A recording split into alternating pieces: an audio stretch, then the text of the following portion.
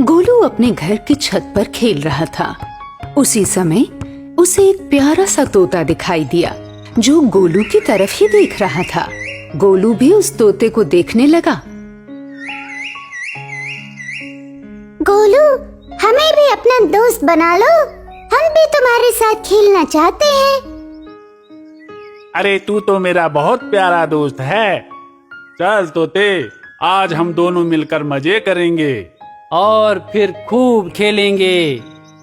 गोलू और तोता दोनों ही छत पर खेलने लगे। जब तोते को गोलू पकड़ने लगा तो तोता गोलू को खेल ही खेल में छत से नीचे गिराने लगा और धम, गोलू छत पर से नीचे जमीन पर गिरकर मर गया।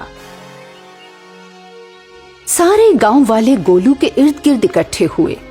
अरे, ये तो शारदा जी का बच्चा गोलू है। शायद छत पर से खेलते खेलते गिरकर नीचे मर गया है। शारदा जी का बच्चा मरा नहीं, बल्कि भूतिया तोते द्वारा मारा गया है। हाय मेरा बच्चा, हाय हाय, किसने मार डाला मेरे बच्चे को?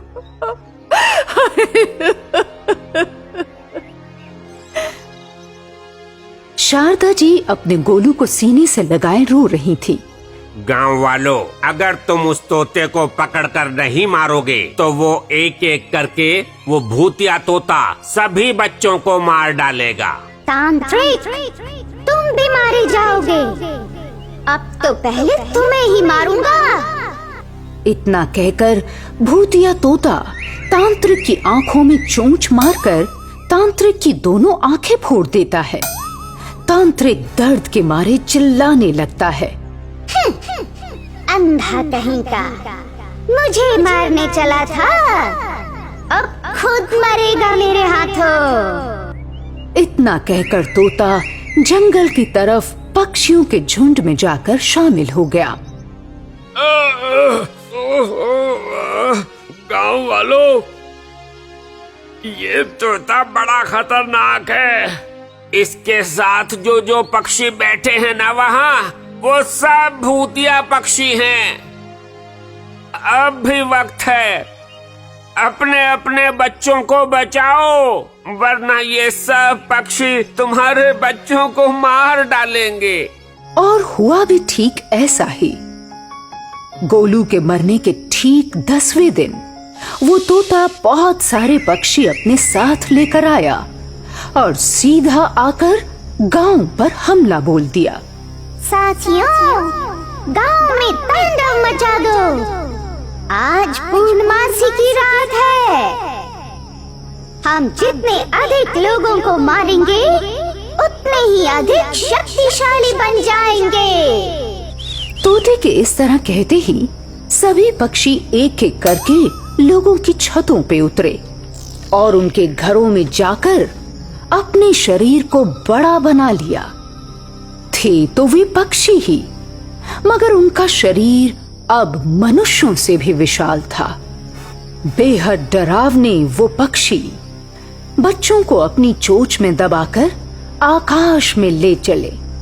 जब सुबह हुई तो रतलामपुर गांव के लोगों ने देखा कि किसी के भी घर में उनका बच्चा नहीं है। सारे गांव में दहशत फैल गई। सभी बच्चों को पक्षी बना के अपने दल में शामिल कर लो, जैसा आदेश गुरुजी। ऐसा कहकर मैना सभी बच्चों को मारकर उन्हें पक्षी बना देती है। अब तो पक्षी वाले भूतों की दहशत सारे शहर में फैल गई थी। अब तो यूं लग चला था कि पक्षियों की ही हुकूमत सारी दुनिया पर चलेगी। अब हम पक्षियों को कोई नहीं रोक सकता। अब सारी दुनिया में पक्षी ही राज करेंगे, मनुष्य नहीं। क्या कहती हो मैना? हाँ गुरुदेव, अब तो पक्षियों का ही राज रहेगा।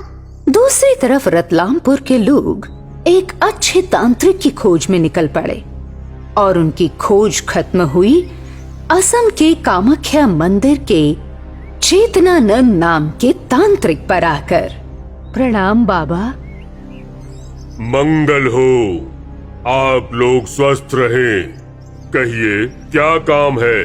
बाबा, आप तो अंतर्यामी हैं, सब कुछ जानते हैं, फिर हमारे कष्टों को दूर क्यों नहीं करते? देखो, तुम्हारे ही गांव के एक बच्चे गोलू ने पिंजरे में बंद एक तोते को खेल ही खेल में मार दिया था। वो अमावस की रात थी, इसलिए वो तोता भूत बन गया। गोलू को मारकर उसने अपना बदला तो ले लिया, लेकिन अब वो पूरी मानव जाति को अपना गुलाम बनाना चाहता है और पूरी दुनिया पर हुकूमत जमाना चाहता है। चेतनानंद की बात सुनकर गांव वाले दंग रह गए। गांव वालों के आग्रह पर चेतनानंद स्वामी जी को गांव ले जाया गया।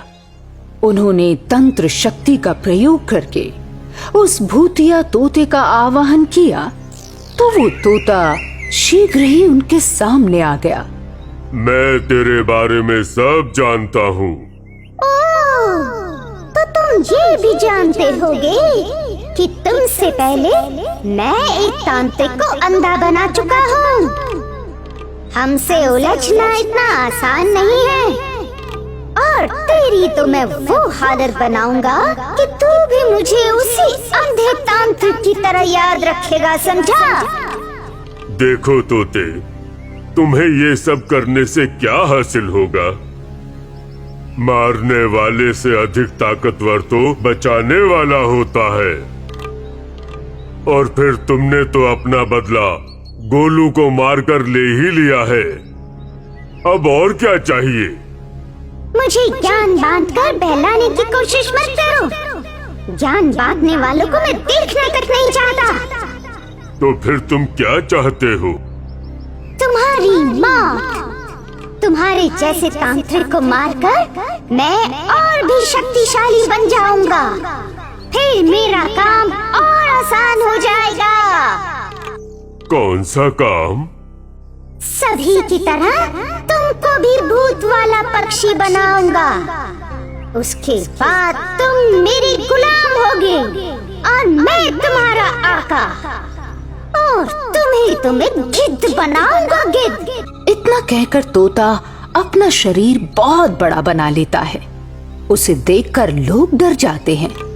वो तांत्रिक चेतनानंद को चोंच में दबाकर वहां से उड़ जाता है जंगल की तरफ। ऐसी घटना देखकर रतलामपुर गांव के साथ साथ चारों तरफ भय का वातावरण फैल जाता है। रात के सन्नाटे में सपने में दिन दहाड़े पक्षियों की आवाजें सुनाई देने लगी थी सरेआम। पक्षियों के आतंक के चलते लोग गांव छोड़कर जाने पर विवश हो गए। उसी समय गांव में बने हुए हनुमान जी के मंदिर में कंपन होने लगी। ऊपर लगी हुई घंटियां अपने आप बज पड़ी। मंदिर का वो दृश्य देखकर लोग हैरान रह गए। और वहीं पर एक वेद मूर्ति नामक का साधु प्रकट हुआ। गांव वालों, आज मुझे हनुमान जी ने खुद दर्शन दिए और तुम्हारे गांव के इस मंदिर में आने के लिए कहा। देखो, तुम लोगों को ये गांव छोड़कर जाने की जरूरत नहीं है। अब मैं तुम्हारी रक्षा करूंगा उस पक्षी से। ऐसा कहकर साधु माया जाल बिछा देता है। उस माया के जाल में वो सारे भूत वाले पक्षी फंस जाते हैं और चाह कर भी बाहर नहीं निकल पाते। तोते, तुमने बहुत गलत काम किया। अब इस अवस्था में तुम केवल मेरे हाथों ही मुक्त हो सकते हो, अन्यथा नहीं।